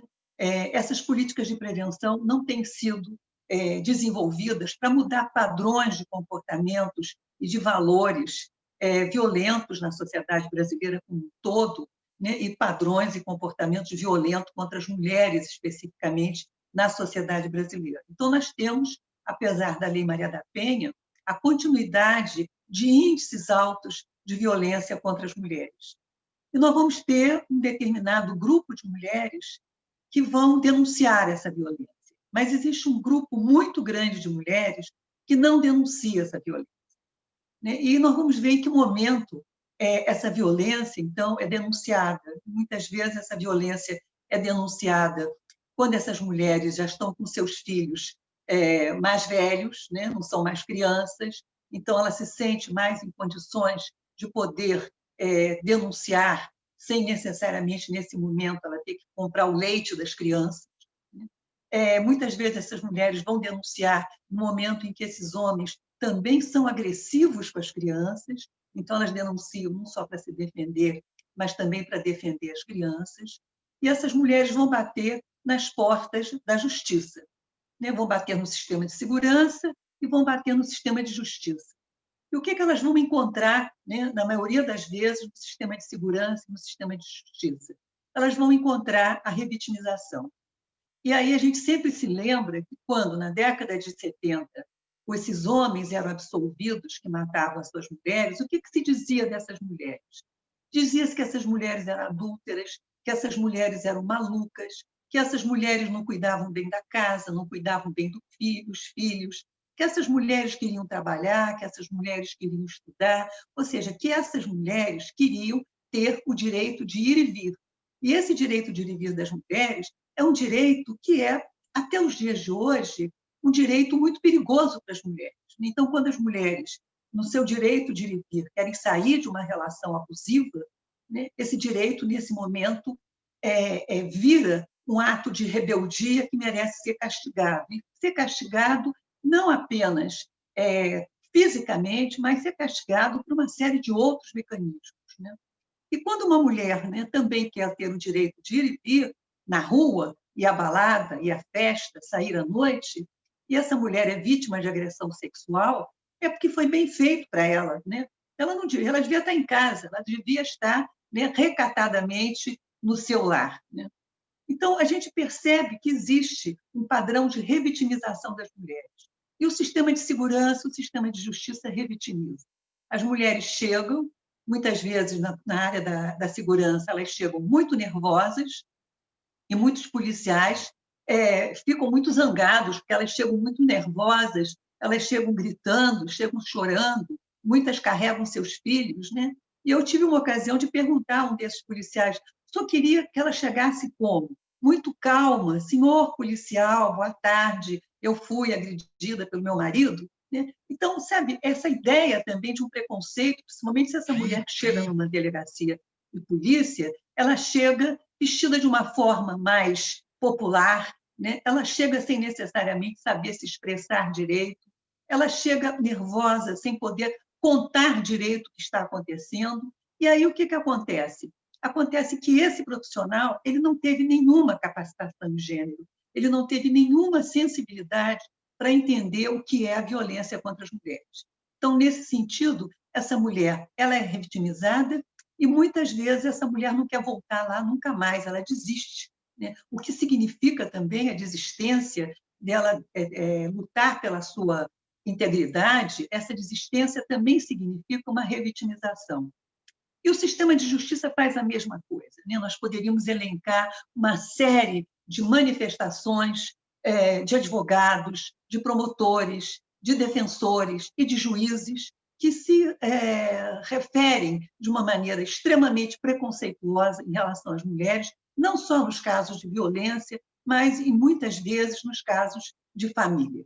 Né? Há vários trabalhos sobre isso, extremamente interessantes. Eu cito sempre a professora Silvia Pimentel, da PUC de São Paulo, quando ela traz esses casos das mulheres, seja nas varas de família, seja quando as mulheres vão denunciar violência. Então, a gente tem um sistema de justiça que ainda está extremamente precário, não só em relação às mulheres, mas em relação à população como um todo. O sistema de justiça que não fala a língua da população, que não fala a língua das mulheres, que não tem esse sentimento de fazer justiça, no sentido de reconhecer no demandante, na demandante, um cidadão, uma cidadã que está ali buscando o seu direito. Então, ao dizer isso, né, eu acho que seria, no caso, né, quando a Larissa perguntou, né, nem sempre é possível mediar. Então, eu me questiono se é possível mediar em casos de violência na área dos juizados especiais de violência doméstica. Né? Quer dizer, é possível mediar entre esse homem e essa mulher na área criminal? Né? Essa mulher que chega, né, machucada, espancada, estuprada, né?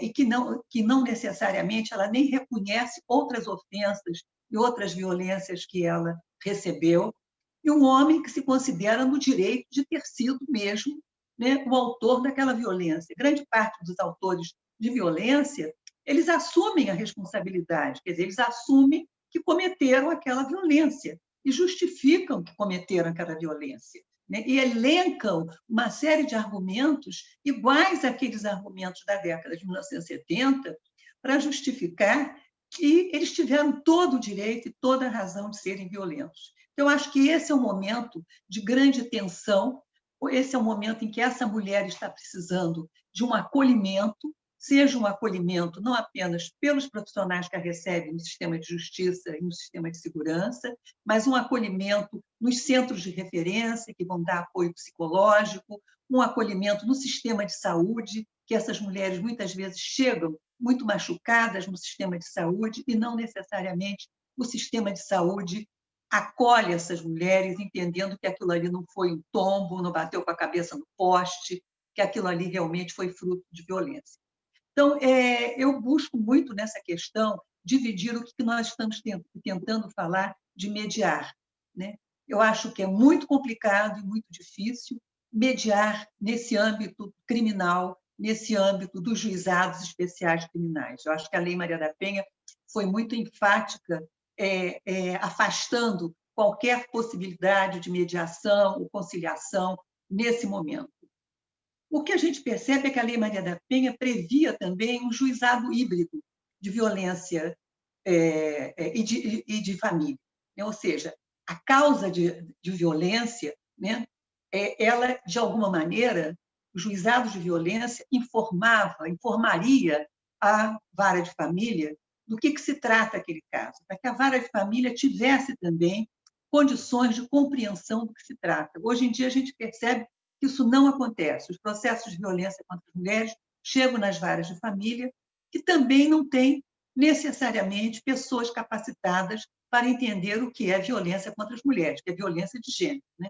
Eu acho que a Ellen deu um exemplo muito, muito bom. Né? Bom, o que a senhora fez? Denunciou, não denunciou? Né? Enfim, esse tipo de percepção. Né? Não denunciou porque, no fundo, gosta de apanhar, não denunciou porque está aqui mentindo. Essa ideia de que as mulheres estão mentindo, né? Também são percepções muito grandes. Então, a gente entra num mundo das instituições que ainda é um mundo muito marcado por preconceitos, por estereótipos, por melhor boa vontade que, muitas vezes, um operador do direito possa dizer que ele entende o problema daquela mulher, Não, ele não necessariamente entende o problema daquele boneco. Ele pensa que entende, porque ele não se dá conta dos próprios preconceitos que ele tem. Só entrando em contato com os nossos próprios preconceitos é que a gente pode entender, talvez, o outro, né? Então, esse é um ponto que eu acho marcante. E aí, então, entrando na questão da mediação, né? Eu acho que nas varas de família, nós estamos diante não apenas de uma mulher que foi vítima de violência e de um homem que foi o agressor. Nós estamos diante de uma situação que envolve, muitas vezes, crianças, né? E que a gente sabe que, muitas vezes, quando envolve crianças, há que se ter, de ambos os lados, do lado da mulher que sofreu a violência e do lado do homem, que foi o autor da violência, há que se ter, na vara de família, uma percepção muito clara do que está sendo discutido ali. Está sendo discutido guarda de filhos, está sendo discutido patrimônio, está sendo discutido pensão, mas também está sendo discutido muita raiva, muita mágoa de parte a parte. Então, nós estamos lidando também com sentimentos que vão além dessas questões práticas de pensão, de guarda de filho ou de patrimônio. Nós estamos lidando com pessoas que estão ali à flor da pele.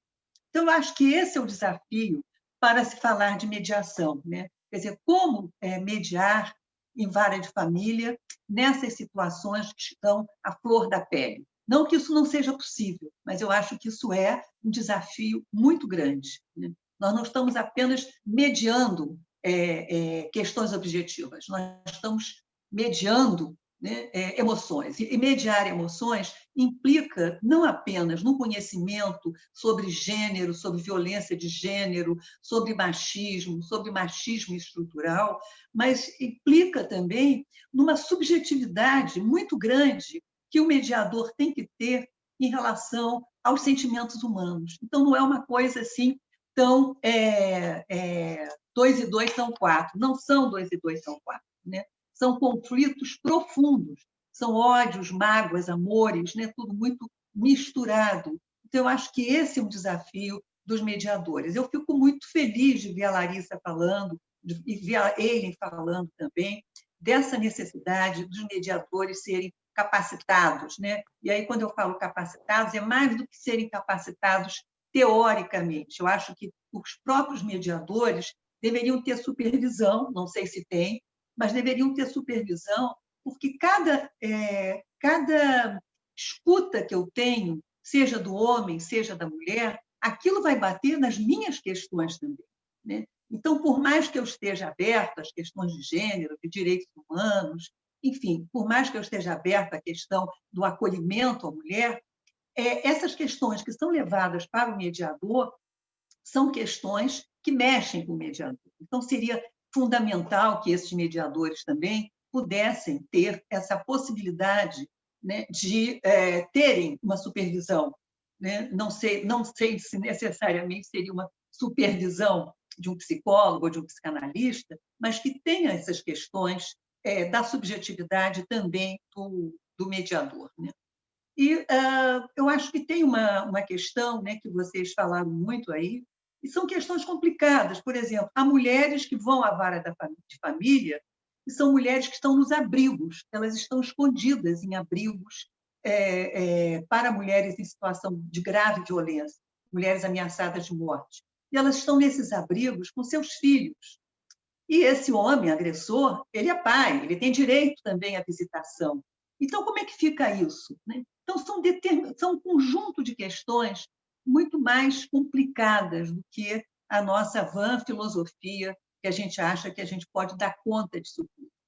Então, eu acho que é possível, sim, mediação. Eu acho que eu tenho acompanhado, através da minha filha, que também é advogada de família, todo o trabalho das práticas colaborativas. Eu acho que são avanços que se dá para que a gente possa perceber, né, essa possibilidade de relações, superação, né, de falas de violência, que a gente possa ter no mediador ou no advogado, que está ali no meio disso, né, que a gente possa ter, né, nesses momentos essa percepção, mas não necessariamente eu acho que nesse primeiro momento em que se chega saindo de uma vara de violência contra as mulheres para uma vara de família, eu não consigo imaginar que, nesse momento, se faça uma avaliação compartilhada, juntando os dois. Nesse momento, eu acho que tem que ter uma escuta separada dessa mulher e uma escuta separada desse homem, até para perguntar a esse homem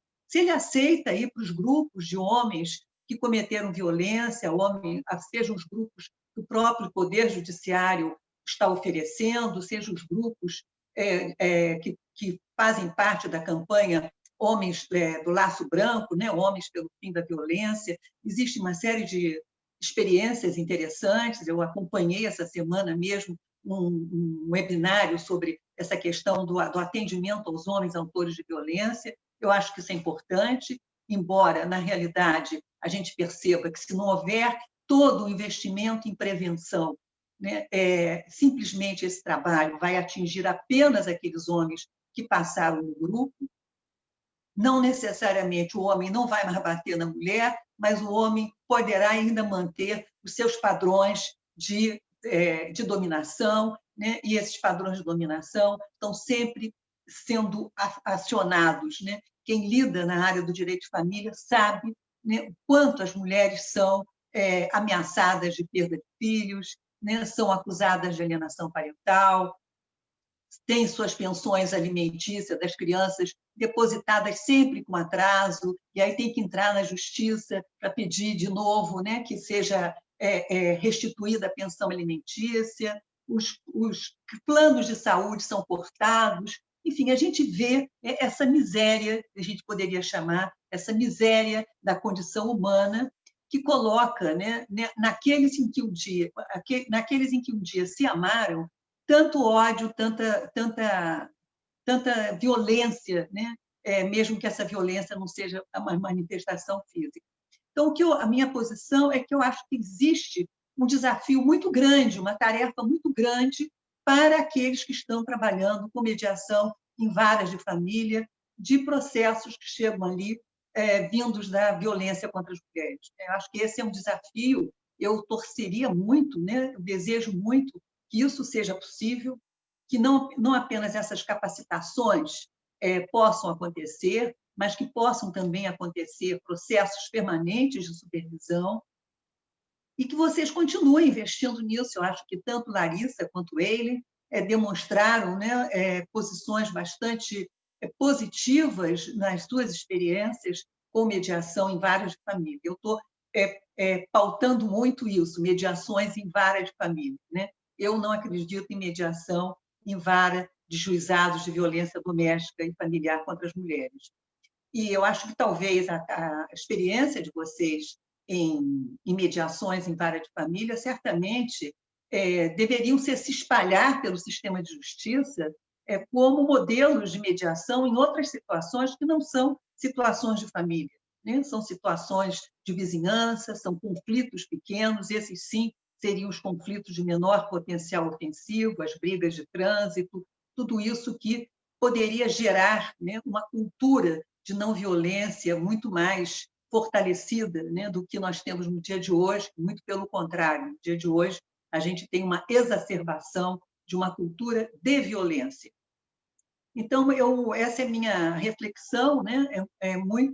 Agradeço muito a Larissa e a Eileen de ter trazido essas contribuições delas, e agradeço muito a Cris por estar promovendo esse debate, né? Eu acho que a gente está precisando muito debater todas essas questões que não apenas estão no mundo externo, né? Mas que muitas vezes estão no mundo muito próximo de nós, pessoas que nós conhecemos como pessoas que estão sofrendo violência, não estão se dando conta disso, e muitas outras pessoas que estão cometendo violência e sequer também se dão conta que estão cometendo violência.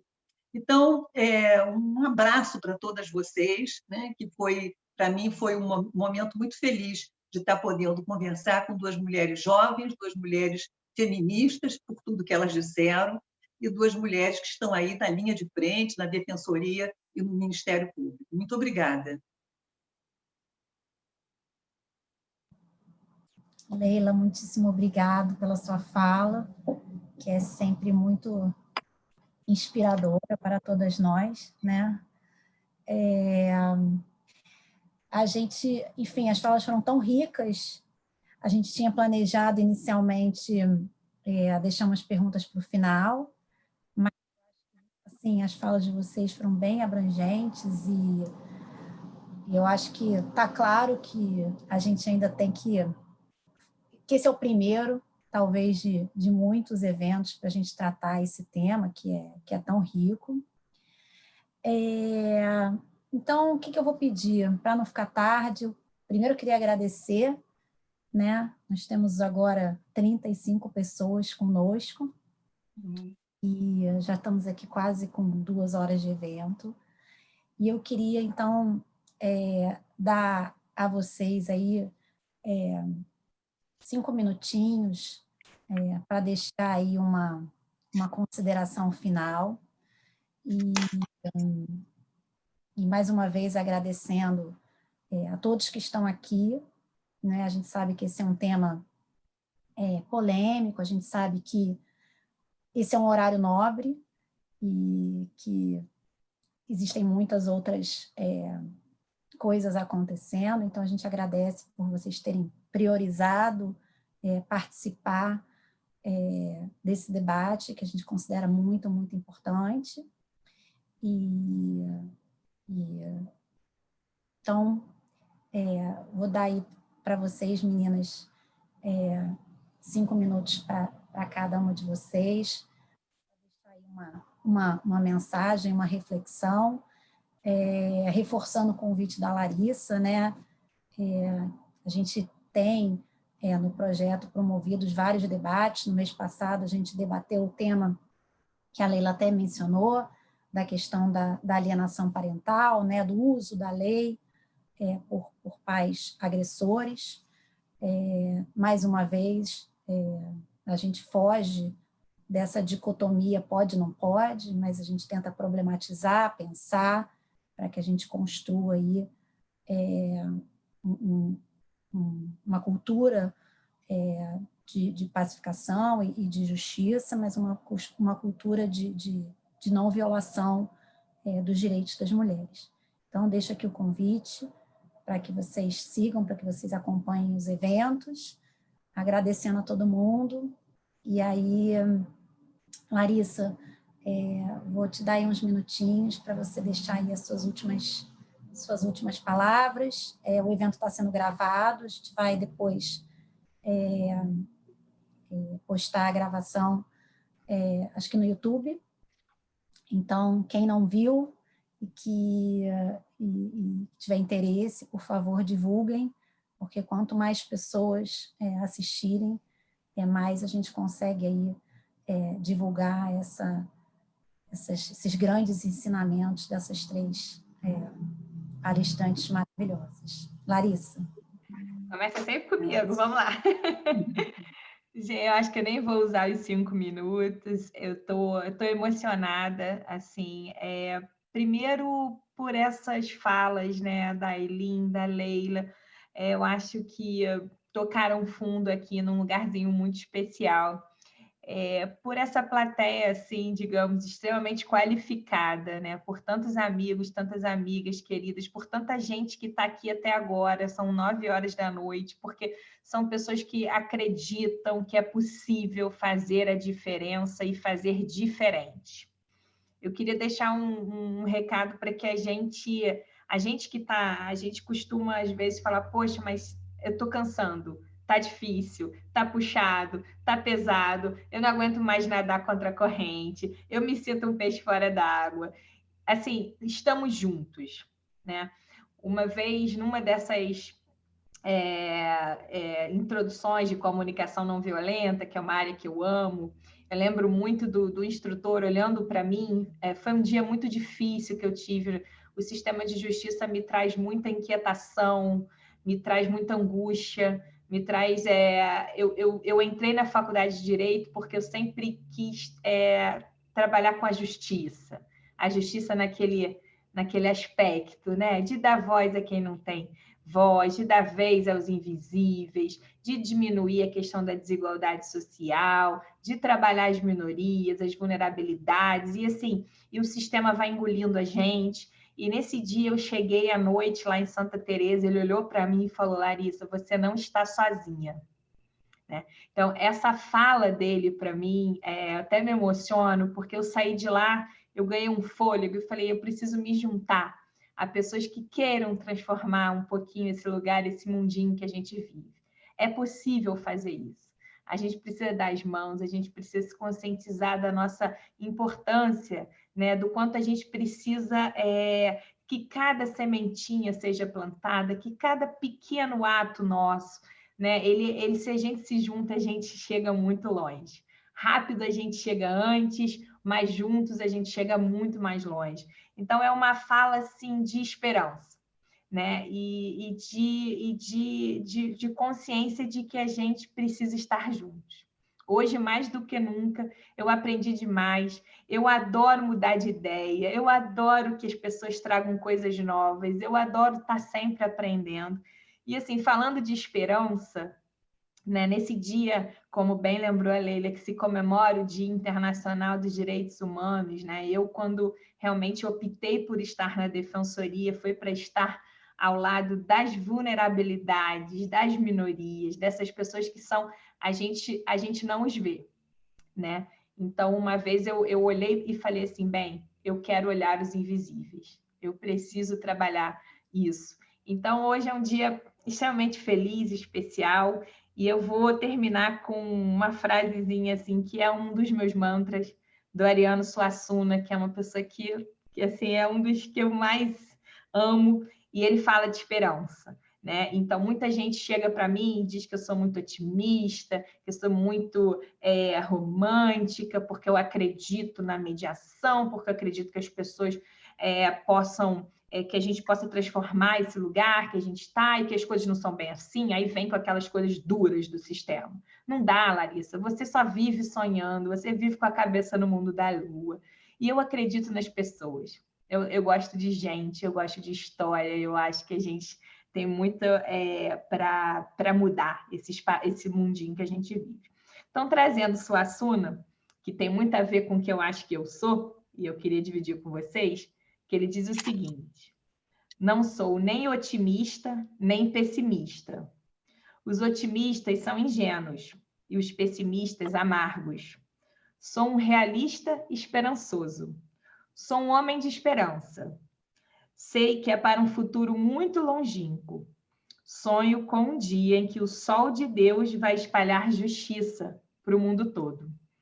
É isso que eu desejo, é isso que eu espero. Estamos juntos, contem comigo. Obrigada, um beijo no coração de cada um de vocês. Obrigada.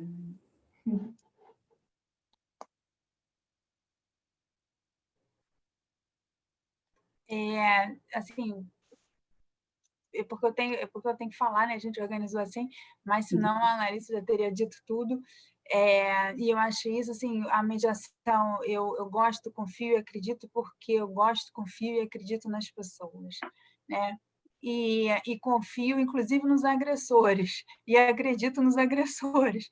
Então, eu concordo com a Leila que a gente não pode mediar a violência enquanto ela ainda está dentro dessa lógica de dominação e de violência, e por isso eu acho que a gente tem que levar a política pública que está na lei da Maria da Penha a sério, não só dentro do sistema, mas do próprio sistema de justiça. A gente tem que alargar as competências do Sejusc, né? Eu não acredito que um encontro de mediação possa resolver, que dê conta do problema da violência doméstica enquanto essa violência de dominação que a gente está falando. Então, inclusive nas práticas restaurativas e tudo, não tem pelo menos 12 encontros, é o mínimo, com homens, e 12 encontros com a mulher, para que a gente consiga pensar em analisar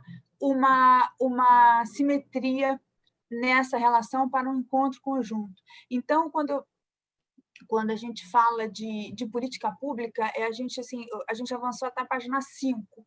Né? A gente tem o Sejusc, a gente tem a mediação, mas a gente esqueceu de capacitação, a gente esqueceu de alargar a capacitação, a gente esqueceu de supervisão, e Por quê? Porque a lógica é uma lógica quantitativa, que basta fazer um acordo, pronto, a mediação está dando certo, está funcionando. Então, a gente tem que acabar com essa lógica, lutar por uma... E a fala da Leila assim, me emociona demais, porque a gente vê que essa luta ela não pode parar. Né? É uma luta por um mundo melhor. Esse mundo que a galera está dizendo, que é um mundo que eu também vivo de ursinhos carinhosos, como as pessoas falam, né? de utópico, né? Mas não é um mundo utópico, né? É um mundo de luta, de muita ação, de muita concretude, para que a gente consiga ter políticas públicas de qualidade. Eu sou contra mediadores serem voluntários, não contra serem voluntários, porque eu sou mediadora voluntária lá no CMA, mas assim, contra isso ser, essa captação dessa mão de obra, ser voluntário, tinha que ser uma carreira dentro do Tribunal de Justiça, assim como tantas outras, entendeu? Para que a gente pudesse dar conta, né, e levar a mediação a sério como ela merece ser levada, e não contar com a boa vontade de pessoas absolutamente bem intencionadas, mas assim como eu, que também precisam de capacitação. Então, a gente tem que levar a mediação a sério. Isso é uma luta, uma política pública, né, que ela tem que ser levada, e ela foi cooptada pelo Poder Judiciário e parou.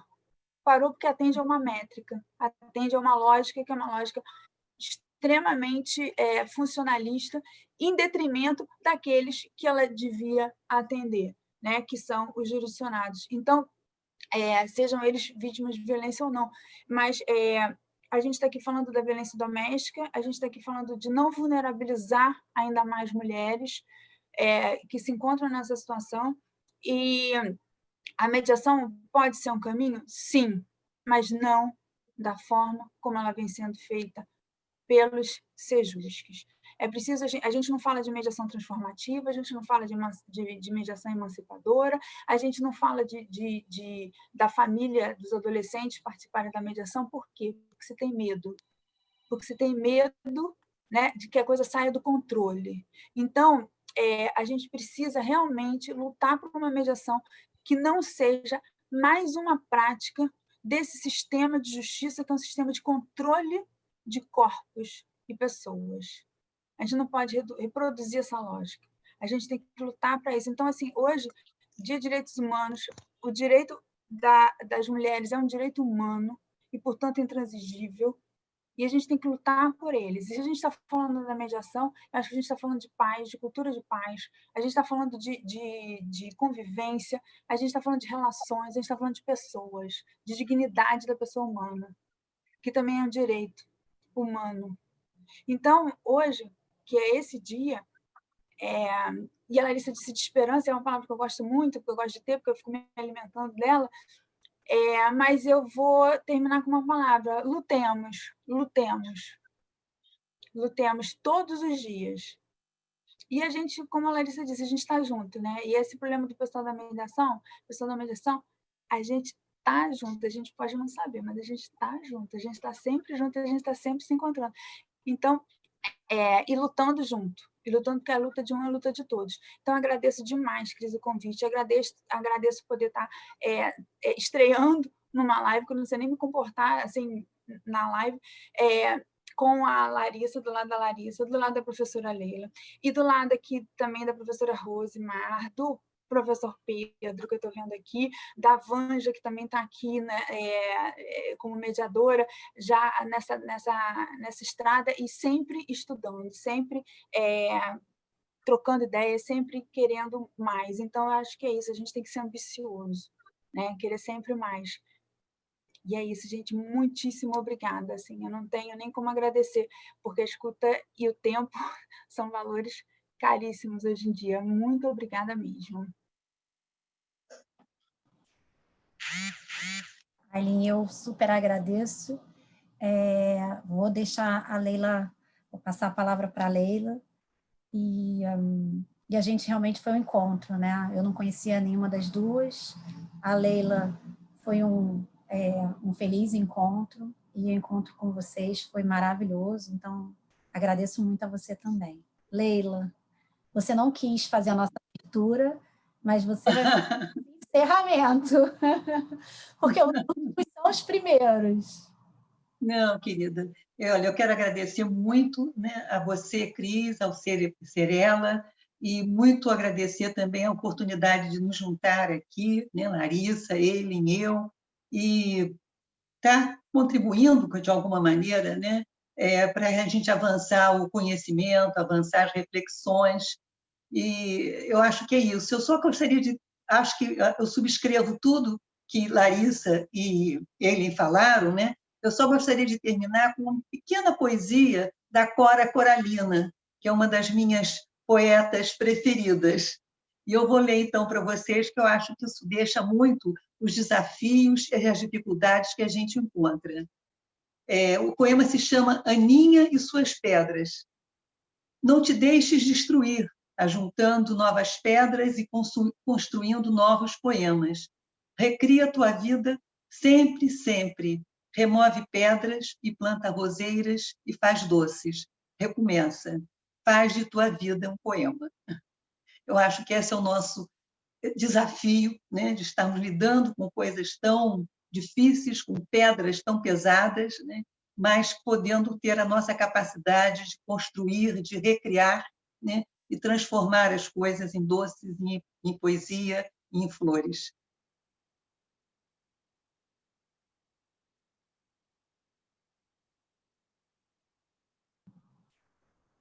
Bom, Leila, muito obrigada. Obrigada a todos. E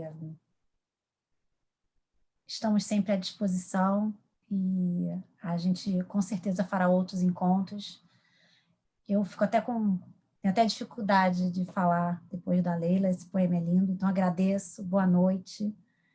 E, como disse a Eileen, vamos continuar lutando com ternura, que a gente consegue mudar o mundo. Beijo, gente. Obrigada. Beijo, tchau. Tchau. Feliz Natal. Tchau, obrigada a você que conduziu maravilhosamente também.